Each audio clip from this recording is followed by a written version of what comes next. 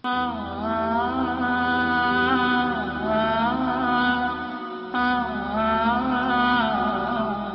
نام عرفان محمود برک ہے، لاہور میں میں رہتا ہوں اور شعبہ صحافت سے میرا تعلق ہے۔ مختلف اخبارات، اسلامی جرائد رسائل، اس میں آرٹیکلز بھی لکھتا ہوں۔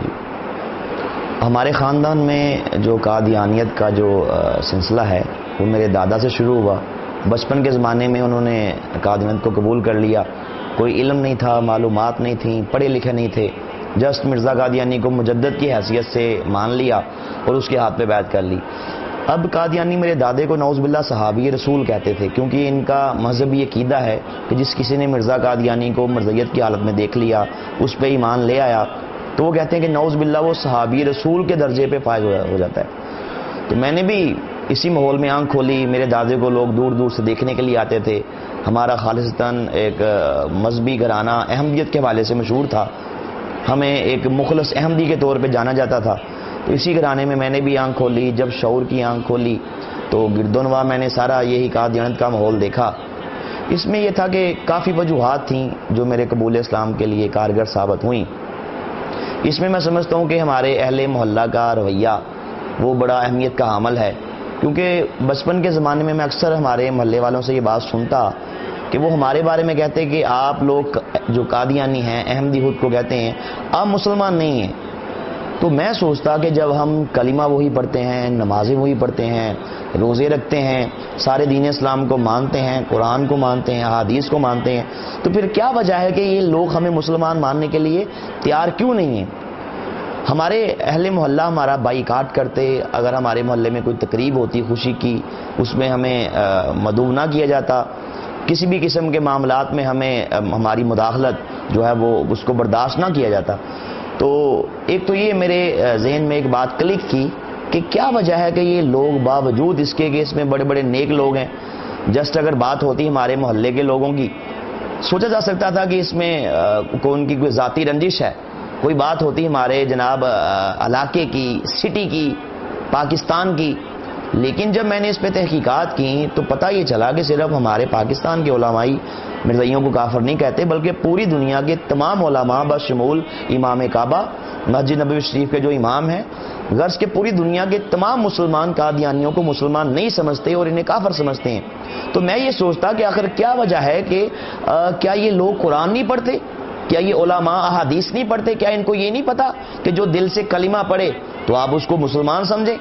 لیکن یہ ہمارے اہل محلہ کا رویہ اور میری یہ سوچ علماء کے بارے میں، پوری دنیا کے علماء کے بارے میں مجھے ایک شاہراہ پہ گامزن کر گئی۔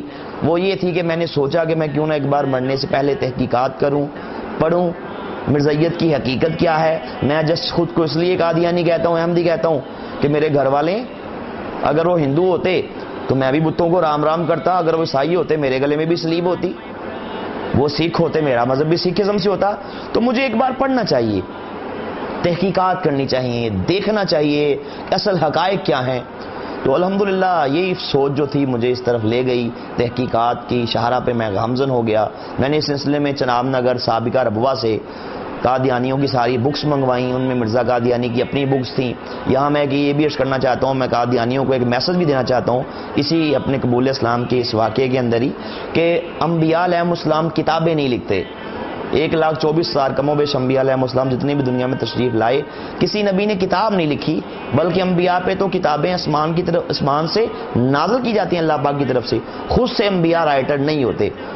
تو اگر کوئی قادیانی میری بات یہ سن رہا ہے تو میں اسے دعوت اسلام دینا چاہتا ہوں کہ مرزا قادیانی نے اپنی زندگی کے اندر 84 کتابیں لکھی ہیں، جن کو مرزائیوں نے روحانی خزائن کے نام سے پرنٹ کی ہے۔ تو خیر میں نے ان کتابوں کو پڑھا، دیگر جو قادیانیت کی جو بنیادی کتابیں ہیں ان کو پڑھا، تو ان کو پڑھنے کے بعد اس نتیجے پہ پہنچا کہ اس کائنات کے اندر یہ سب سے بڑا کفر ہے، سب سے بڑا دجل ہے، سب سے بڑا فریب ہے، جو کہ اسلام کے روپ میں مسلمانوں کو گمراہ کرنے کے لیے انگریز نے باقاعدہ پلاننگ کے ساتھ یہ سارا اس کا فتنہ شروع کیا۔ تو الحمدللہ اللہ پاک کے فضل و کرم سے میں حقیقت تک پہنچ گیا۔ اللہ پاک کا مجھ پہ خاص ایک فضل و کرم ہوا، اور میں سمجھتا ہوں کہ میرے قبول اسلام کے حوالے سے در حقیقت جو بیس تھی، بنیاد تھی، وہ میرے بچپن کے زمانے میں دیکھا وہ مبارک خواب تھی کہ جس خواب کے وسیلے سے رب کائنات نے میری آنکھیں کھولیں۔ تو میں سمجھتا ہوں کہ وہ بھی آپ کے سامنے میں عرض کروں کہ وہ خواب میں نے کیا دیکھا۔ اس کے بعد میری کیا فیلنگز تھیں. میں نے بچپن کے زمانے میں دیکھا کہ نبی پاک صلی اللہ علیہ وسلم ہمارے محلے میں تشریف لاتے ہیں تو پیارے آقا کے مبارک ہاتھوں میں ایک پھلوں کا تھال پکڑا ہوتا ہے, اس میں بہت سے پھل ہوتے ہیں. تو نبی پاک صلی اللہ علیہ وسلم آپ پھل تقسیم فرما رہے ہیں, لیکن جب آپ تقسیم فرماتے فرماتے ہماری گلی میں تشریف لاتے ہیں تو پیارے آقا صلی اللہ علیہ وسلم ایک مرزائیوں کے مکان سے پچھلے مکان کے پاس رک جاتے ہیں, آگے تشریف نہیں لاتے, قادیانیوں کے گھر میں نہیں جاتے, ان کو پھل نہیں دیتے. میں سارا منظر دیکھتا ہوں, پریشان ہو جاتا ہوں کہ سرکار آگے تشریف کیوں نہیں لا رہے. لیکن جیسے ہی میرے کریم آقا صلی اللہ علیہ وسلم مجھ ناچیز کی طرف دیکھتے ہیں, الحمدللہ نگاہ کرم فرماتے ہیں تو آپ تبسم فرما دیتے ہیں. اس کے بعد الحمدللہ میری آنکھ کھل جاتی ہے. آنکھ کھلنے کے بعد میں نے سارا یہ خواب میرے ذہن میں گھومتا ہے. کچھ عرصے بعد جب میں تحقیقات کرتا ہوں, ساتھ اس خواب کے بارے میں سوچتا ہوں, تو رب کائنات یہ فضل فرما دیتا ہے کہ خواب کے ذریعے سے مجھے یہ ہدایت مل گئی. میں سمجھتا ہوں حقیقت ہی ہے, بنیاد ہی ہے کہ نبی صلی اللہ علیہ وسلم آپ نے مرزائیوں کا بائیکاٹ کر کے بتلا دیا کہ یہ گمراہی ہے, یہ دجل و فریب ہے, اور آپ صلی اللہ علیہ وسلم کا مجھ ناچیز کی طرف دیکھنا, نگاہ کرم فرمانا, میں سمجھتا ہوں کہ در حقیقت یہی میرے قبول اسلام کا باعث بن گیا الحمدللہ. تو بچپن کے زمانے میں ایک دو میں نے اور بھی خواب دیکھے. ایک بار میں نے مرزا قادیانی کو جہنم کی آگ میں جلتا ہوا دیکھا. اس کے بعد میں نے الحمدللہ اپنے قبول اسلام کا اعلان کر دیا. ساتھ جب میں نے وہ بکس پڑھی مرزا قادیانی کی, ان بکس کے اندر جو مجھے ان کے کفریہ باطل عقائد ملے, اس کے ذریعے سے میری اللہ پاک نے آنکھیں کھولیں. اور وہ عقائد کیا تھے کہ جن کتابوں کے اندر مرزا قادیانی نے نعوذ باللہ رب کائنات کو گالیاں دی تھیں, استغفر اللہ, اللہ پاک کے انبیاء کی شان میں نازیبہ کلمات کہے تھے, حضور نبی پاک صلی اللہ علیہ وسلم کی شان میں گستاخیاں کی تھیں, صحابہ کرام کے بارے میں نماز اللہ استغفر اللہ انتہائی غلیظ زبان استعمال کی تھی, امہات المومنین کو گالیاں دی تھیں, اہل بیت اطہار کے بارے میں نعوذ باللہ برا کہا تھا, مکہ مدینہ کو گالیاں دی تھیں, قرآن پاک کے اندر تحریفات کے طوفان کھڑے کیے تھے. تو یہ ان ساری چیزوں کو جب میں نے پڑھا تو الحمدللہ جیسے جیسے میں ان کو پڑھتا گیا ویسے ویسے مرزا قادیانی سے میری محبت, چاہت, ادب کے وہ سارے بخیے ادھرتے گئے. اور آخر ایک دن وہ مبارک دن آیا کہ الحمدللہ یہ سارے تعلق, یہ سارے ادب کچے دھاگے کی طرح ٹوٹ گئے, اور میں نے مرزا قادیانی کذاب پہ لانتے بھیجی, اور الحمدللہ سچے دین اسلام کو میں نے قبول کر لیا. جب میں نے اسلام قبول کیا تو اس کے بعد مجھے ایک فکر تھی, جستجو تھی, اور وہ یہ تھی کہ جو ہمارے گھر والے ہیں, جیسا کہ میرے دادا ابو نے اس کو قبول کیا, اس کے بعد جو ہماری ساری فیملی تھی, خاندان, وہ ایک بھیڑ چال چلتے ہوئے, نہ کسی نے کچھ دیکھا نہ کسی نے کچھ سوچا, وہ اس مرزیت کے اندھے کنویں میں گرتے چلے گئے. تو مجھے یہ فکر تھی کہ میں ان کو کسی طرح سمجھاؤں, ان کو میں قائل کروں, دلائل سے ان کو بتاؤں کہ آپ لوگ گمراہ ہو چکے ہیں, اور آپ کا اگر آپ اسی میں گمراہی میں آپ کی موت ہو گئی تو ٹھکانہ جہنم ہے, جہاں پہ آپ کو کوئی نہیں نکال سکتا, کائنات کی کوئی طاقت, کوئی دولت آپ کو وہاں سے نہیں نکال سکتی. تو یہ فکر تھی کہ کسی طرح میرے پیارے, میرے گھر والے, میرے اپنے وہ جہنم کی آگ میں نہ چلے جائیں. اسی فکر کی وجہ سے میں نے الحمدللہ ان تک دعوت پہنچائی, اسلام کی میں نے ان کو تبلیغ کی, انہیں بتایا کہ جس کو آپ امام مہدی سمجھتے ہیں, مسیح موت خیال کرتے ہیں, ذلی بروزی نبی مانتے ہیں, وہ کائنات کا بدترین کافر تھا, اس کی کیا عادات تھیں, اس کے کیا عقائد تھے, وہ کیا کچھ کہتا رہا, وہ امام مہدی نہیں تھا, وہ مسیح موعود نہیں تھا, وہ ذلی بروزی نبی نہیں تھا, بلکہ وہ سب سے بڑا جھوٹا تھا, کذاب تھا. تو الحمدللہ میں نے اسی فکر کے تحت ان تک جب یہ میسج کنوے کیا تو اللہ پاک کا بڑا احسان ہوا, فضل و کرم ہوا کہ میری پیاری والدہ محترمہ مرحومہ خدا غریق رحمت کرے کہ آپ نے اپنی وفات سے 1.5 ماہ قبل الحمدللہ آپ نے باقاعدہ مرزیت پہ لانتے بھیجی اور آپ نے اسلام قبول کر لیا. اس کے بعد میرے 2 بھائی الحمدللہ ان تک میں نے اپنا میسج کنوے کیا. اللہ پاک کا فضل و کرم ہوا کہ وہ ود فیملیز الحمدللہ انہوں نے بھی مرزیت سے توبہ کی اور انہوں نے بھی اسلام قبول کر لیا. اس کے بعد میں نے ایک تہیہ کر لیا جب سے میں نے اسلام قبول کیا اس دن سے لے کے کہ میں نے مرتے دم تک ختم نبوت کا کام کرنا ہے, اور اس اہم مقصد کے لیے میں نے اگر جان جاتی ہے تو کوئی پرواہ نہیں ہے, مال جاتا ہے تو کوئی پرواہ نہیں ہے, ٹائم جاتا ہے تو کوئی پرواہ نہیں ہے. الحمدللہ اللہ پاک نے مجھے اس کا یہ ثمر دیا کہ اللہ پاک کے خاص فضل و کرم سے اب تک 150 سے زیادہ قادیانی الحمدللہ میری دعوت کے بعد انہوں نے مرزیت پہ لانتے بھیجی اور سچے دین اسلام کو انہوں نے قبول کر لیا. میری والدہ نے الحمدللہ اپنے قبول اسلام کے بعد مجھے یہ وصیت کی تھی کہ اگر میں مر جاؤں تو کوئی قادیانی میرا جنازہ نہ پڑھے. میں مسلمان ہوں, مجھے الحمدللہ مسلمانوں کے قبرستان میں دفن کیا جائے, اور جو جنازہ ہے مسلمان عالم دین پڑھے اور مسلمان پڑھیں. تو ان کی وصیت کے مطابق جب ان کی ڈیتھ ہوئی تو میں نے گھر میں بات کی، ساری برادری ہماری اکٹھی ہو گئی، ایک طرف سارے رشتہ دار تھے قادیانی، تو لیکن میں نے اپنے والد صاحب سے کہہ دیا کہ آپ لوگ مسلمان نہیں ہیں اور یہ شرعی مسئلہ ہے کہ کوئی بھی قادیانی کسی مسلمان کا جنازہ نہیں پڑھ سکتا، اور میری والدہ کی وصیت ہے اس لیے آپ جنازہ نہیں پڑھ سکتے۔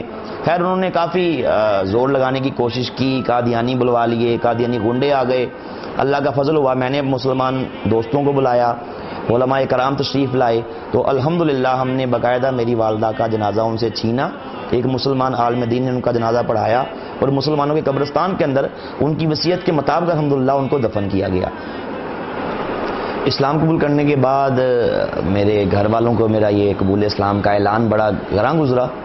اب اس مقصد کے حل کے لیے انہوں نے شہر کے بڑے بڑے قادیانیوں کے مربی قادیانیوں کے مبلغ کو کہا جاتا ہے، تو ان کو بلانا شروع کر دیا کہ وہ مجھے گھر آگے سمجھاتے کہ نعوذ باللہ دنیا کے اندر صرف ایک ہی دین سچا ہے اور وہ احمدیت ہے، باقی سب گمراہی ہے۔ تو اللہ پاک کے فضل و کرم سے ان کے بڑے بڑے قادیانیوں کے مبلغ آئے، ان کے مربی آئے، لیکن چونکہ میری تیاری تھی، میں نے اس کو پڑھا ہوا تھا، تو میرے سامنے ان کا کوئی بس نہ چلتا۔ اس میں ایک میں بڑا ہی دلچسپ واقعہ آپ کے سامنے عرض کرنا چاہتا ہوں کہ ایک بار میرے والد صاحب شہر لاہور کے سب سے بڑے ان کے مربی ان کو بلا کے لے آئے کہ اس سے بات کر کے دیکھو، یہ تمہیں بتائے گا کہ ہماری جو احمدیت ہے یہ سچ ہے اور باقی سب گمراہی ہے۔ تو جب ہمارے گھر میں آگے وہ بیٹھ گیا، میں نے کہا میری بھی شرط ہے کہ گھر کے باقی افراد بھی ہماری گفتگو کو سنیں گے۔ انہوں نے کہا ٹھیک ہے، یہ تو بڑی اچھی بات ہے۔ جب میں نے مربی سے گفتگو شروع کی تو میں نے اس سے سوال کیا، میں نے کہا مجھے ایک بات بتائیے گا کہ کیا آپ کبھی تھیٹر دیکھنے گئے؟